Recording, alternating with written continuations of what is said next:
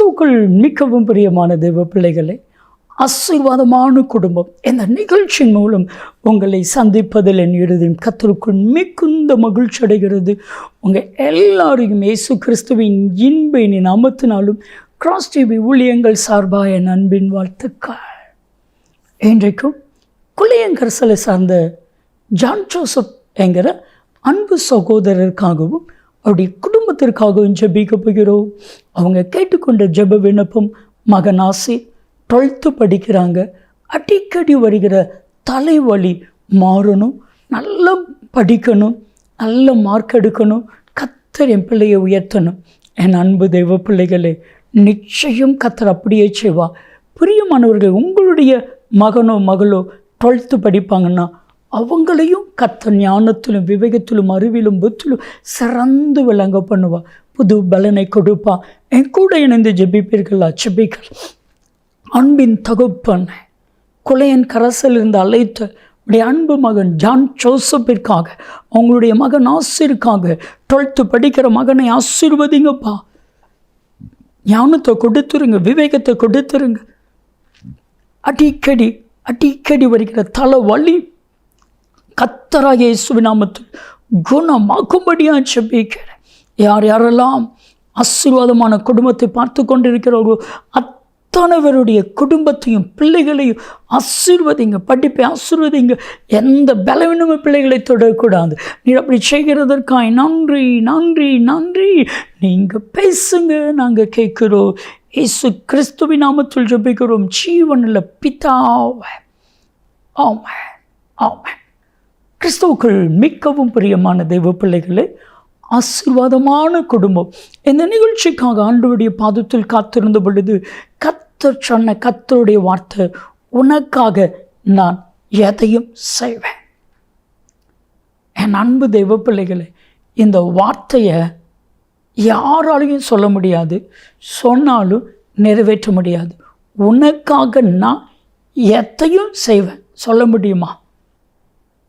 ஆனால் தாவீது சொல்கிறான் பாருங்க, சங்கீதம் 138:8, கர்த்தர் எனக்காக யாவையும் செய்து முடிப்பா.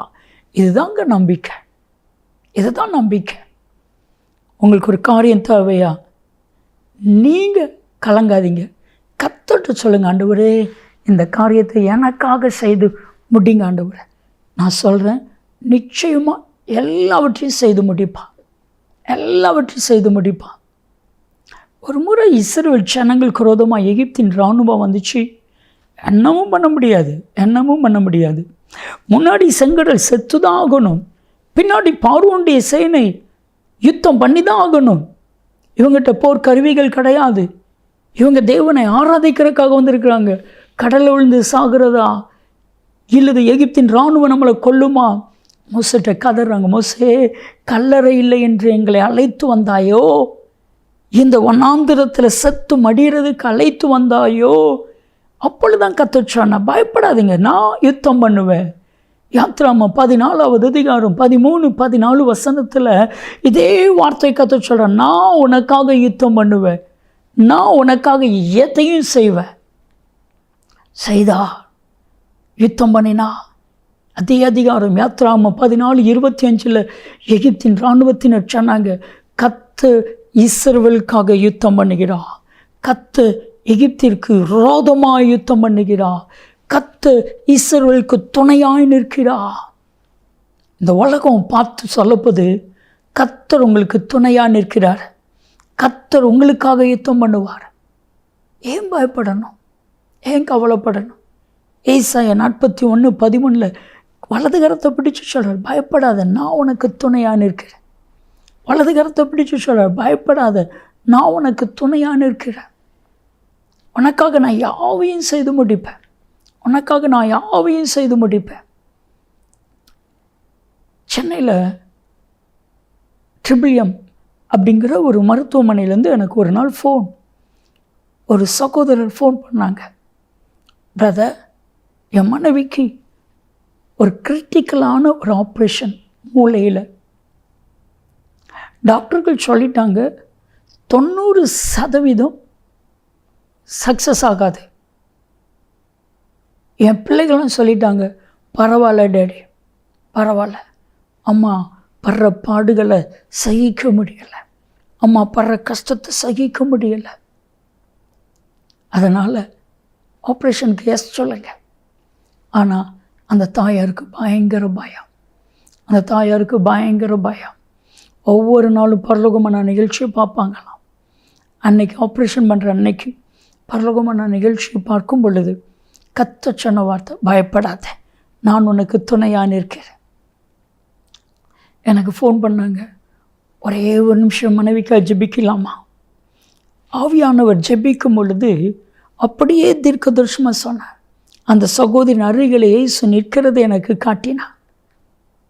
சொன்னா, நான் உன் வலது கரத்தை பிடிச்சிருக்கேன், உனக்காக நான் எத்தையும் செய்வேன்.